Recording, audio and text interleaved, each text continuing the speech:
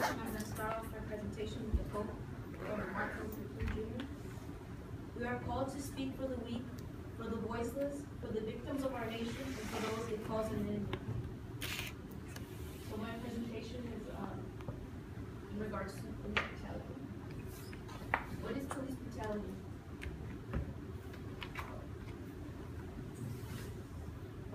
As future and current members of our communities, we should remain aware of what happens to our fellow neighbors. Most of us are people of color, and we're targeted more often by police to be stopped and frisked. We are also more likely to experience police brutality. I'm very passionate about social justice, and I've been following some of the most recent police brutality cases over the last several years. After this presentation, I hope that all of you will seek justice for those who have been victims of police brutality. First, I'm going to explain what police brutality is, and I'm going to show some recent cases. Then I'm going to explain how the police are able to get away with it, or how their misconduct is always unchecked. And then I'm going to explain how we could help end police brutality as civilians. So, what is police brutality? According to the law dictionary, police brutality is a civil rights violation that occurs when a police officer uses excessive force that's unnecessary. So it could be anything, as long as it's unnecessary to the situation. So these are some of the recent cases: Mike Brown, Eric Garner, and Freddie Gray. Mike Brown was stopped for jaywalking, and when he didn't want to stop, the police officer got out of the car and shot him as he was running away 8 times in the back. He died on the spot. Eric Garner was suspected of illegally selling cigars outside of a cigar store, which he wasn't. He actually broke up a fight. So the police took him down in a chokehold and expressed that he could not breathe, but they didn't let him go. And he asphyxiated and he passed away. The cigars weren't even found on his body, but he passed away. So Freddie Gray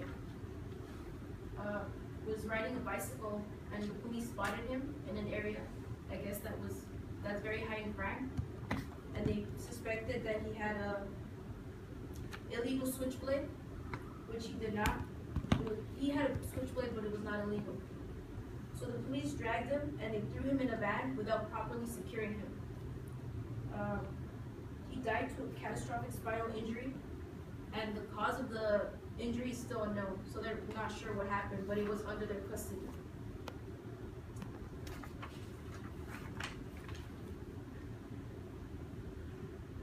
African American men are actually 28 times more likely to be stopped and searched. In 2015 alone, there have been over 300 deaths, and that's just a count that's including African Americans. That's not even including other people of different races and ethnicities. So now that I've discussed some recent cases and what police brutality is, I'm going to talk about the unchecked police misconduct.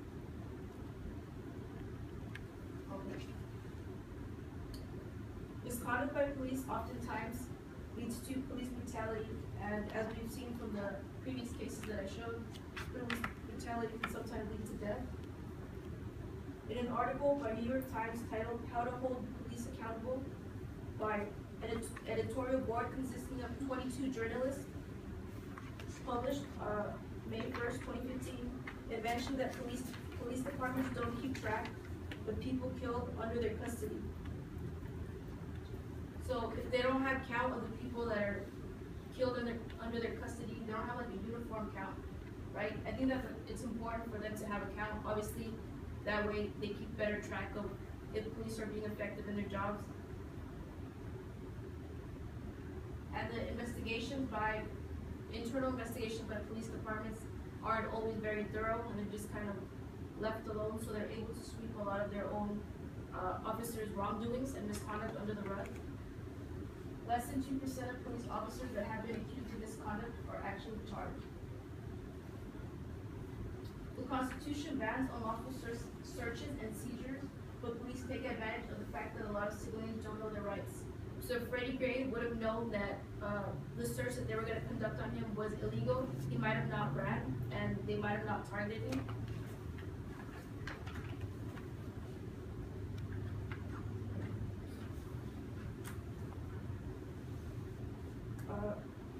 Now let's wrap this up. As future leaders, we need to address some of the issues that are happening right now. They are issues. As I mentioned, over 300 African Americans have been killed under police custody just in this year alone.